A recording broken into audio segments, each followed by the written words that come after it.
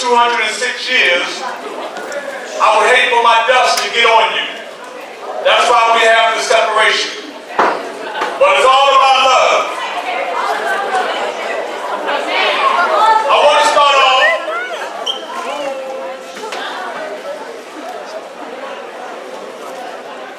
with a powerful speech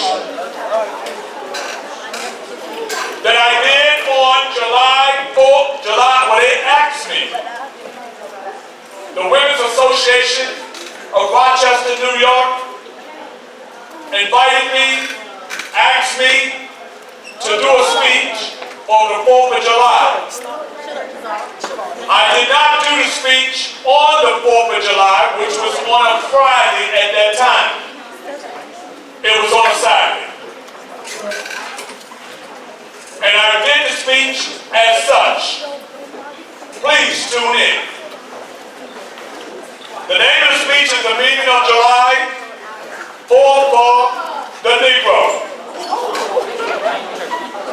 Mr. President, friends, and fellow citizens, he who could address this audience without a squandering sensation has stronger nerve than I have this day.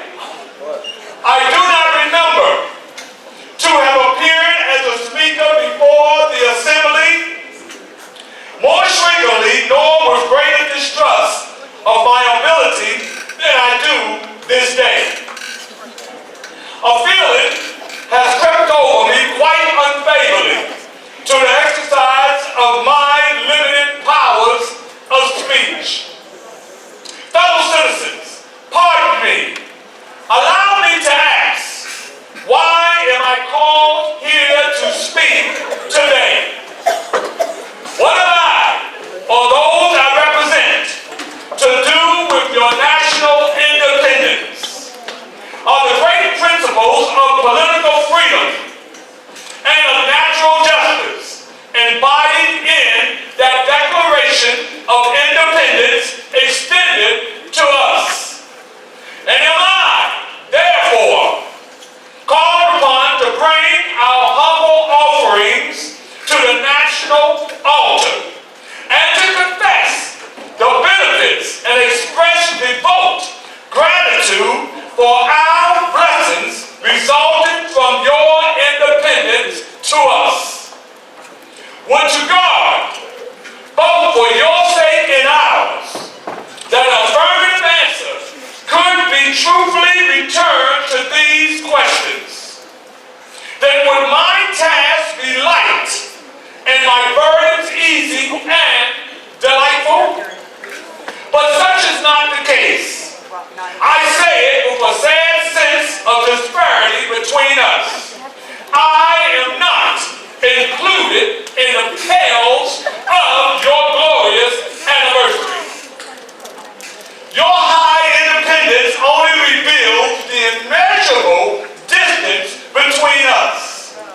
The blessings in which you, this day, rejoice are not enjoyed in common.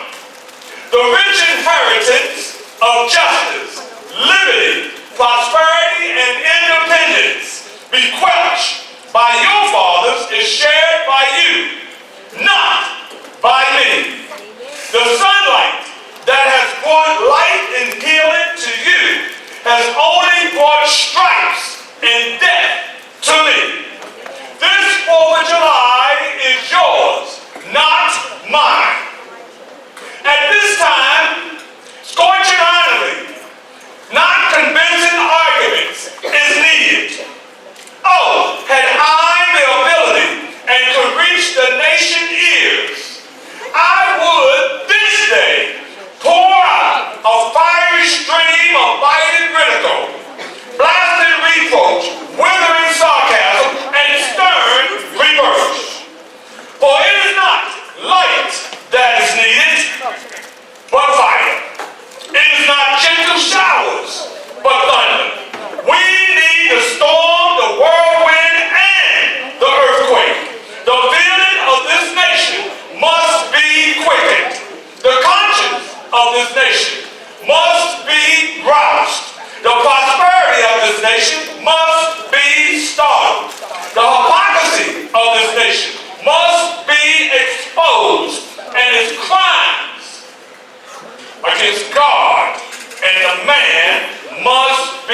proclaimed and denounced.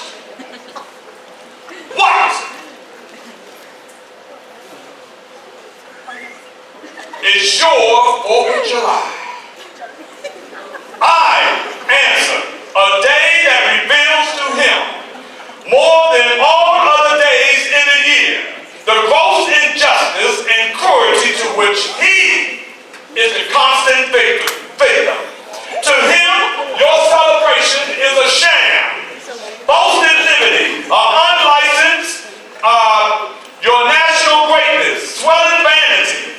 Your sounds of rejoicing are empty and heartless. Your denunciation of tyrants, brass-fronted periods. Your shouts of liberty and equality, hollow mockery.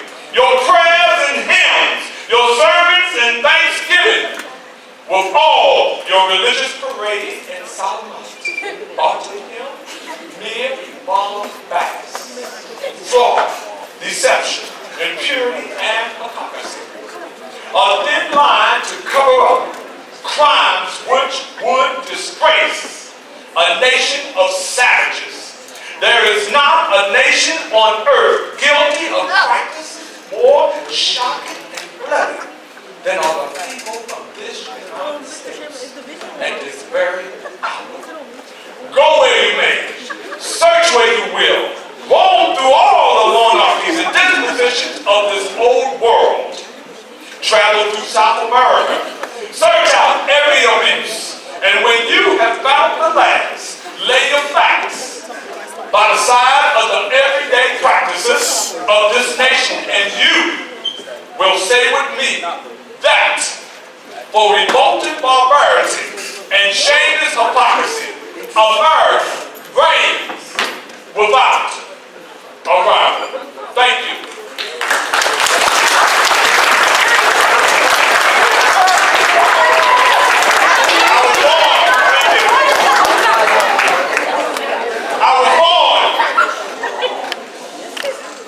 On the Tuckahoe, Hillsboro, and Eastern Maryland.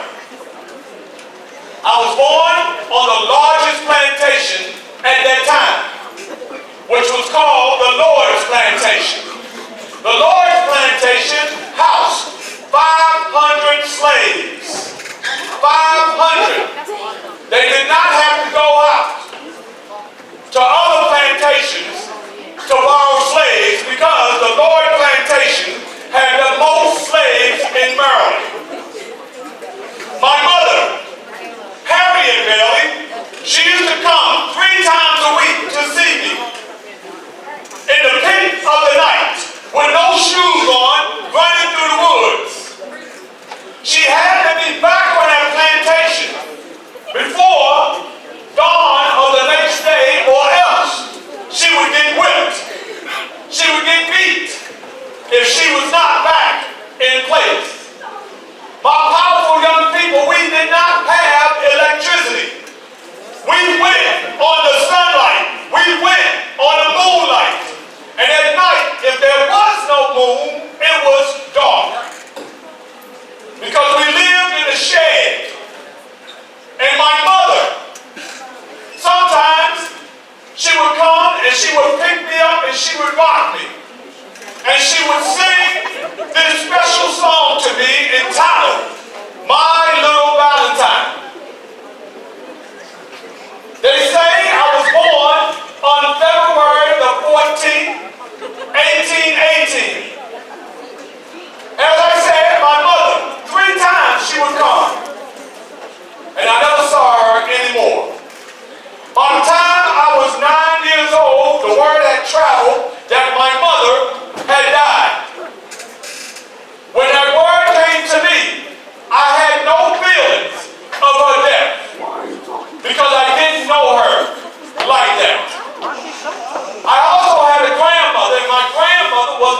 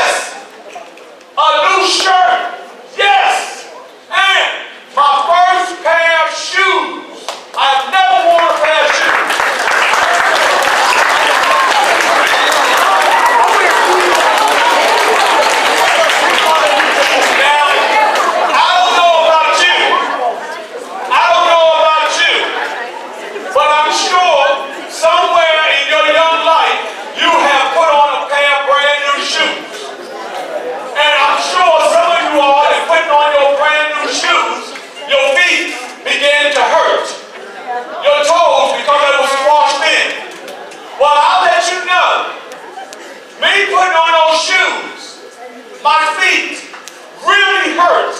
You know why?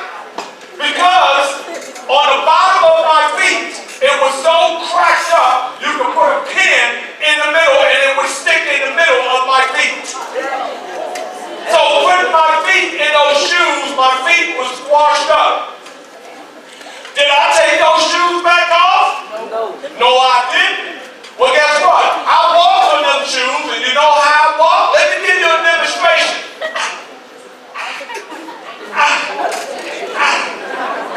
Because that's how much they were hurt. But my feet got used to them eventually. Well, they loaded me up on a cart. And I got on that cart, and that cart left Eastern Maryland, and it arrived in Baltimore, Maryland. When it got to Baltimore, Maryland, it stopped at a house. There were 3 people standing outside. One was a lady. Her name was Miss Sophia. The other one was a man. His name was Mr. Hugh Hard. Now please understand, Mr. Hugh Hard is the brother of Mr. Thomas Hard. And then there was a little kid. That little kid, his name was Tommy. Well, as I started walking towards the door, knowing that me as a black slave, I was not allowed to look white people in their face. So immediately I dropped my head as I walked and got closer. As I got closer, I stopped. And I could see Miss Sophia's feet. And she said, "Hi, Frederick. Welcome home. Look at me." And I had my head down and I said to myself, "This lady must want to kill me. I ain't gonna look her in the face. She's crazy." And she said it again. And I still didn't look up. And then she took her hand and she put it under my chin. And she began to lift my face up. As my face came up, I came up like this. And she said, "Open your eyes." And I said, "This lady really want to get me killed. I'm not going to look her in the face." She was just that close. I could smell her that close to me. And she said, "Frederick, open your eyes." So as I began to open my eyes as such, all I saw was her big blue eyes, her big red cheeks, and teeth that looked like they went forever. And she said, "Hi, Frederick. We love you." And I thought to myself, this lady really crazy. And all of a sudden, Master Hugh Hart stepped in the path. And he said, "Frederick," and immediately I dropped my head. And he said, "Frederick, you're here to take care of Tommy. You understand me?" "Yes, Master. I was here to take care of Tommy, Master. I was going to take care of him, Master." "You heard me, right?" "Yes, Master." And all of a sudden, when he stepped to the side, little Tommy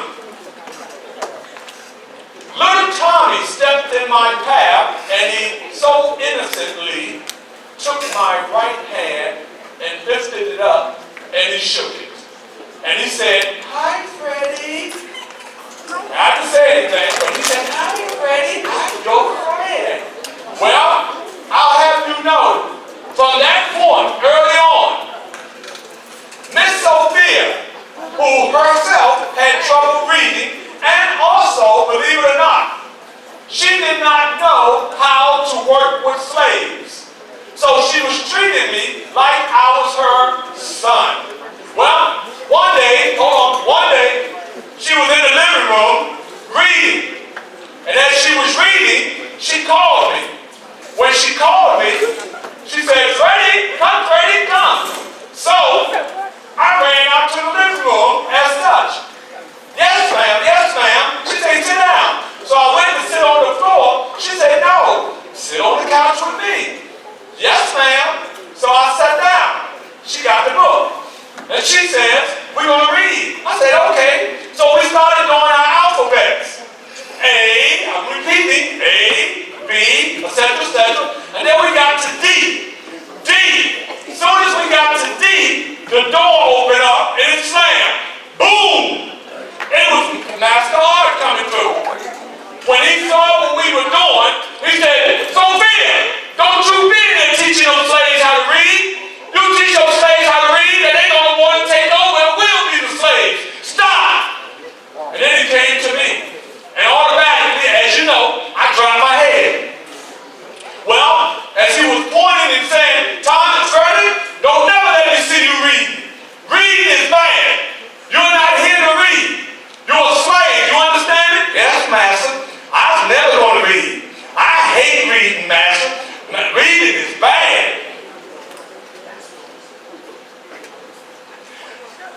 have you know that came out of my mouth.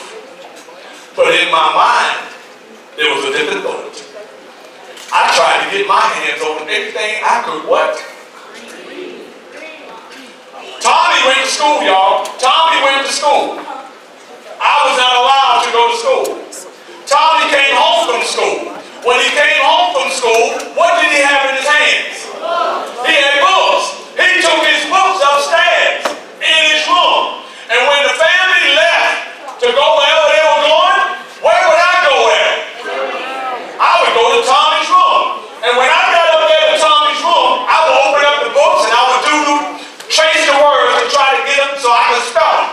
And then when they would come back, I would take those books, unlike some of you all, I would take those books and I'd put them right back like they was so I would not get what? Busted. Who said that? I would not get in trouble and I would not get whipped. Everybody say it. Whipped. Everybody. Yeah. Well, would you believe? The longer I stayed there, as I got a little older, they would send me to the store. They would send me to the corner store. And guess what? They would pay me to go to the store. How much you think they would pay me? $1. 25? No. How much? 1 penny. You were the winner. That's right. They would pay me 1 penny to go to the store. Now, before I left the house, I would go in the kitchen and I would get bread and I would smuggle that bread up and I would stuff it in my little pockets and I would skip to the store. When I got to the store, there were little poor white boys there. They were hungry. I was hungry. They was hungry for what? Bread. I was hungry for what? Knowledge. So I would challenge them. That's right. I would have them to spell some words. For instance, spell hat, H-A-T. I would have them spell it 3 times. The reason I would have them spell it 3 times because I wanted to make sure it got back here to my long-term memory. So I could do what, y'all? Read it. To remember. So after a while of doing that and saving up those pennies, I went out and I bought me something. No, I didn't spend those pennies on Air Jordans. I didn't spend those pennies on bands. I did not spend those pennies on the latest clothes. I wound up using those pennies to buy me a what? Book. And the name of that book was no other than, anybody want to take a guess? Harriet Tubman. Slavery. No, the Columbian Order. Everybody say the Columbian Order. Now, inside that book, there were speeches. Speeches from very important people. For instance, do anybody know the name of the first president of this United States? Alright, who? Alright. Anybody know the president that helped write the Declaration of Independence? Thomas Jefferson. Thomas Jefferson. That's right. Anybody know who wrote the poem about the ravens? No. He got out his poem. Alright? And anybody know who wrote the Star Spangled Banner? Who said MLK? Alright? Alright, okay. There were speeches like that inside of this book. I studied that book, and that book allowed me to enhance, to grow my vocabulary. Well, in my vocabulary learning, I wound up getting sassy with Master Hugh Hart. And as I got sassy with Master Hugh Hart, I would say about 15 years old, I was big for my age. I was muscular for my age. Well, Master told Miss Sophia, he said, you know what? That Frederick getting a little too grown for himself. We're going to take care of him. So you know what they did? No, they sent me to another master. This master was known as the slave breaker. His name, Mr. Corbin. The day I walked on his plantation, I walked on the plantation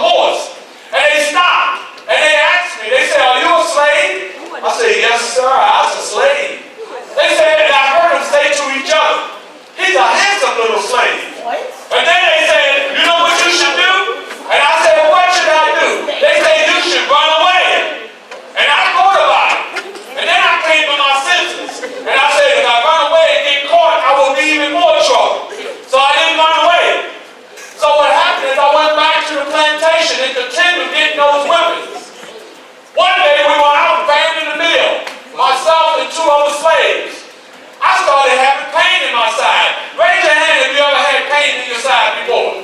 Yeah. We got any track and field runners out here? Alright? When you're running track so much, you start getting that pain. Well, I got a pain similar to that.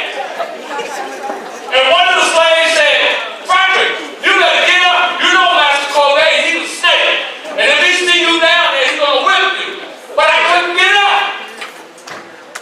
And as I looked down, I saw his feet right there in front of me. And believe it or not, I fell into his bait. This is what he said to me. Listen to the tone how he asked me. Hey, Frederick, what's wrong? And I just knew at that point, when he said it like that, he was my friend. And when I said, oh, Master, I'm hurting. Well, I have you know, Mr. Corday, he kicked me right in my side. And when I didn't get up, he pulled a limb off the tree and commenced to whipping me. So much so that blood started coming from the top of my head. And the blood was coming so hard and flowing that as it got on my clothes started stiffening on me because that's the type of blood it is. Well, I managed to run 7 miles back to Master Huard's house. When I ran in and opened up the door, and I said, Master, please move me from here, but they killed me. He just stood up and he said, Freddie, you better go back. If you don't go back, I'll whip you myself. But wait a minute. Everybody say, Miss Sophia. Miss Sophia. I love her. You know why? Because she said, Hugh, let Freddie stay. I was like, oh, wow. But wait a minute. She paused after she said, let Freddie stay. And then she said, for tonight. So I ran upstairs and I managed to get myself together, bathe, and just rest to get my composure back. This was Friday night. Sunday, when I came downstairs, my stomach was growling so much. How many of you ever